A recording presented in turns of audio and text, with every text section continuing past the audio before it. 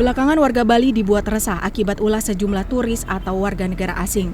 Tingkah laku dan aksi mereka kerap kali berlawanan dengan norma dan aturan yang dipegang teguh warga Pulau Dewata. Pelanggarannya pun beragam, mulai dari tak mengenakan helm saat berkendara hingga mengganti plat nomor dengan plat nama yang tak sesuai aturan lalu lintas. Bahkan mereka kerap tak kooperatif saat ditegur ataupun ditindak. Dari data pelanggaran lalu lintas yang dihimpun, pelanggar didominasi wisatawan asal Ukraina dan Rusia. Tingginya angka pelanggaran oleh warga dari Rusia dan Ukraina ini pun membuat pemerintah Provinsi Bali gerah. Pada Minggu 12 Maret lalu, Gubernur Bali Iwayan Koster mengusulkan pencabutan visa on arrival untuk wisatawan dari kedua negara tersebut.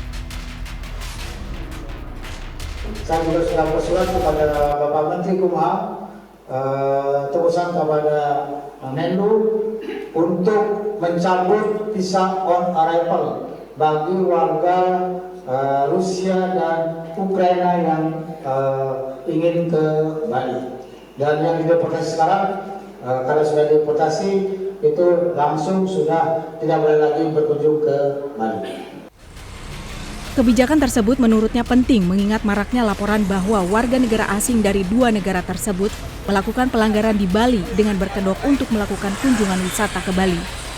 Selain itu, Iwayan Koster juga mengeluarkan peraturan daerah yang melarang wisatawan asing menggunakan motor saat berwisata. Para bule ini harus memanfaatkan kendaraan yang disediakan oleh agen perjalanan. Di luar itu, para WNA ini akan ditindak. Tim Liputan B-Universe. Kita ikuti bersama obrolan saya bersama dengan Direktur Jenderal Imigrasi Silmi Karim yang sudah kami rekam beberapa waktu sebelumnya. Kita ikuti berikut ini.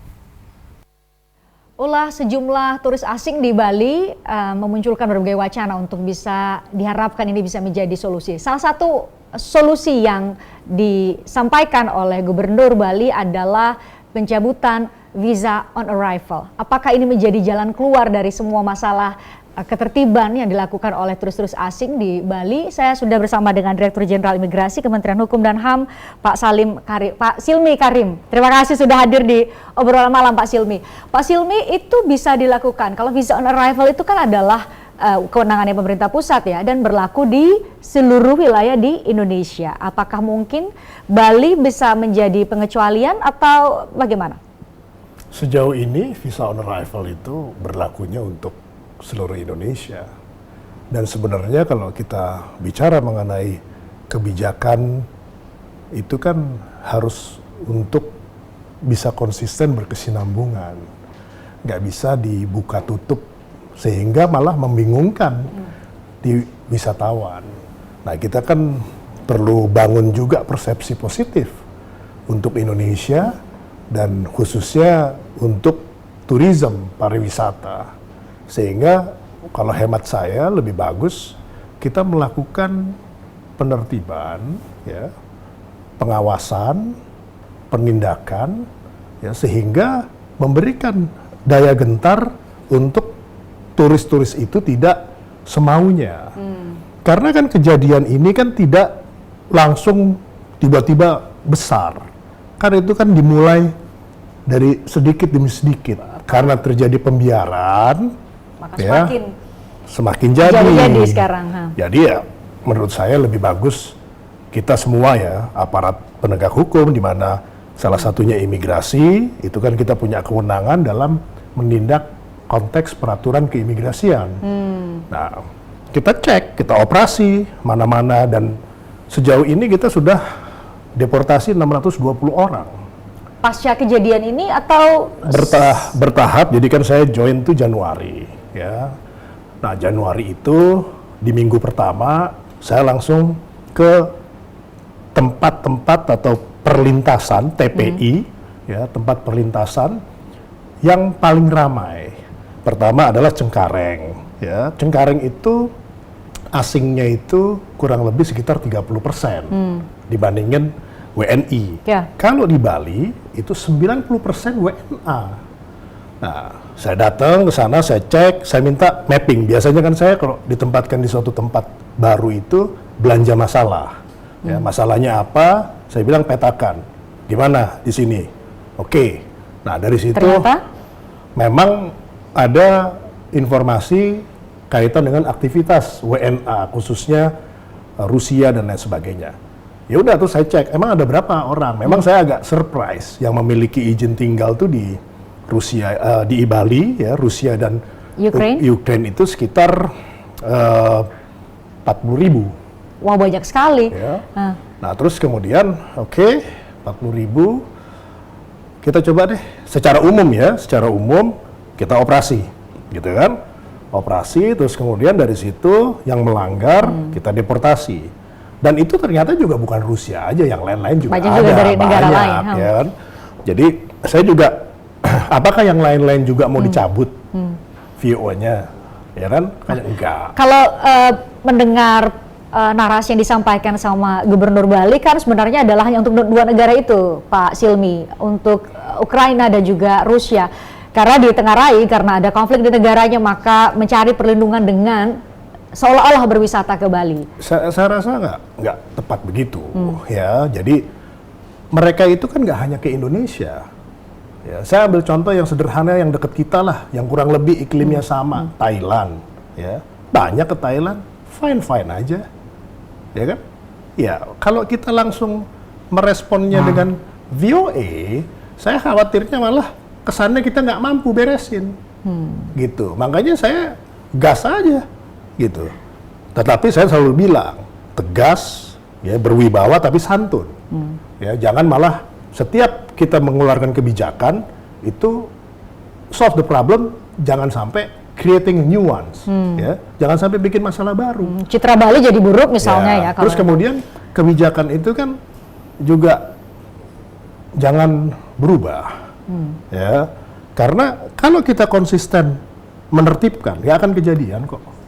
Gitu. Makanya saya bilang terus, ya jangan hanya dalam kasus ini aja, ya terus. Dan sekarang itu kan yang masih sisa viralnya, ya kan? Kalau di sananya sih udah under control. Setiap pagi saya cek, saya tuh punya beberapa titik-titik rawan untuk dalam hal menjaga konteks keimigrasian. Misalnya di Jakarta itu titik rawannya nih, misalnya selain daripada ya di Cengkareng ya, maksudnya di sini problematik Cengkareng itu kan ketika satu autogate, ya kan, itu saya perhatian. Terus kemudian juga perlintasan cekal, itu saya perhatikan, ya jangan sampai ada cekal yang lolos. Ya. Kemudian yang ketiga itu adalah ketika misalnya traffic lagi berdatangan banyak, saya target itu nggak boleh lebih dari 30 menit orang antri. Nah, itu kalau di Bali? Nah di Bali lebih sebentar malah, gitu ya. Saya lagi dorong antri itu tidak lebih dari 20 menit. Terus kemudian di Bali itu kan karena sekarang itu kan pelanggaran, ya. Jadi memang beberapa itu saya punya monitoring masing-masing. Nah setiap hari, setiap pagi saya cek, gitu. Laporan di Bali, ya. Kenapa? Karena Bali itu salah satu representasi Indonesia. Kita nggak ingin. Gitu. Kita bantu pemerintah daerah, kita nggak ingin supaya Bali itu jadi buruk citranya. Pak Silmi, berarti apakah Anda ingin mengatakan bahwa ini permintaan untuk mencabut visa on arrival adalah kebijakan atau permintaan atau respon yang reaktif? Seharusnya menurut Anda bisa lebih menguatkan penegakan hukum misalnya, termasuk juga oleh Direktorat Jenderal Imigrasi. Nah pertanyaannya, karena saya berhadapan sama Pak Silmi, pertanyaannya apa yang sudah dilakukan oleh keimigrasian sendiri untuk bisa menjaga ketertiban? Apakah tadi yang saya ingin menegaskan, meskipun Anda bilang tadi ya, ini yang sisa-sisa muncul di media sosial ini sisa-sisa video lama yang mungkin masih dikeluarkan, dan nyatanya di Bali sudah tidak seperti itu. Tapi kan itu mempengaruhi persepsi para pengambil kebijakan, termasuk Gubernur Bali, Pak Silmi. Jadi mungkin Anda bisa menegaskan apa yang akan terus-menerus dilakukan oleh Direktorat Jenderal Imigrasi? Kan ada 3 ya perilaku yang harus ditertibkan. Satu kan adalah konteks izin tinggal atau dokumen keimigrasian. Itu wilayah kita. Siapa itu dilakukan secara berkala pemeriksaan terhadap terus-terus asing di sana? Terus ya. Terus kemudian ada yang di jalan. Ya itu kan Polri. Terus kemudian ada konteks yang mereka kan ketertiban ya dalam hal berusaha, berjualan. Itu kan bukan kita. Ada yang datang izin tinggalnya untuk wisata tapi bekerja ya, itu masih kita. Tetapi kan maksudnya kalau ada apa-apa kan daripada viral ya, boleh viral, it's okay, itu hak. Tetapi ya kita dikasih tahu, ya kan, lokasinya di mana. Kita langsung operasi, langsung responsif kok. Ya, dalam konteks supaya jangan sampai besar, jangan sampai itu menjadi pembiaran. Berarti sebelum ini tidak ada koordinasi dari pemerintah daerah setempat ke Direktorat Jenderal Imigrasi bahwa ada masalah yang perlu untuk kita mitigasi secara dini sebelum nanti viral di media sosial. Itu yang terjadi? Saya pikir kalau koordinasi itu kan satu hal yang tentunya menjadi pekerjaan rumah bagi banyak pihak, ya.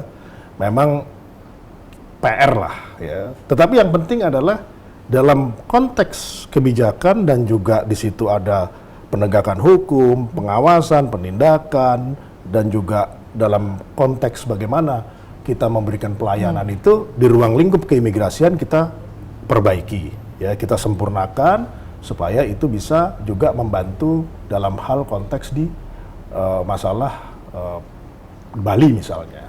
Tetapi juga begini, anggaplah Bali itu kemudian menjadi satu hal yang jadi tidak terkendali, ya. Saya rasa nggak benar juga bahwa itu tidak bisa dibereskan melalui kebijakan yang lebih soft gitu. Bisa juga kok. Ya, dan Misalnya Pak, kebijakan yang lebih soft selain mencabut visa on arrival itu bagaimana bentuknya? ya dari awal kita edukasi, ya kita edukasi, kemudian juga kita pastikan, ya kita lakukan pengecekan. Kita lagi bikin ini database, ya database WNA. Mana-mana yang kita kategorikan itu adalah WNA yang memang hijau lah, ya kategorinya. Artinya? Dia tidak melanggar sesuai, kemudian berkualitas, tidak kita anggap dia itu memanfaatkan daripada satu keadaan yang dia bisa lakukan di luar peraturan, ya. Terus kemudian ini orang kok ada di Indonesia terus gitu, itu nanti masuk kuning, ya, merah dan hitam gitu. Jadi Pak, intinya adalah saya yakin ini bisa beres tanpa ada pencabutan. Itu keputusan atau respon yang sangat ekstrim menurut Anda. Tapi saya tadi ke 3 hal tadi yang Bapak sebutkan tadi, berarti saat ini itu belum ada sistem yang bisa setiap waktu secara real time dari Direktorat Jenderal Imigrasi untuk bisa melihat, oh turis A dari negara A sudah habis masa tinggalnya, atau turis A dari negara A ini melakukan apa, itu secara real time sehingga kemudian bisa dilakukan, atau dengan kategorisasi tadi ya, bisa segera dilakukan mitigasi kalau itu kita tidak menyebut penindakan, sehingga tidak sampai kemudian ada muncul video-video seperti itu. Jadi ada potensi ia melakukan menyalahi ketertiban umum atau bahkan melakukan pelanggaran hukum, itu sudah bisa diberi peringatan lebih dini. Kalau masalah overstay itu kan lain, ya. Kalau ini kan perilaku. Kalau perilaku kan pertama yang diperlukan kan informasi, operasi, ya, lakukan random check. Ya ini asal jalan konsisten. Makanya sebenarnya yang paling penting adalah setiap aparat itu termasuk imigrasi. Tidak hanya imigrasi maksudnya, ya, tapi APH juga. Bisa optimal, ya, bisa optimal.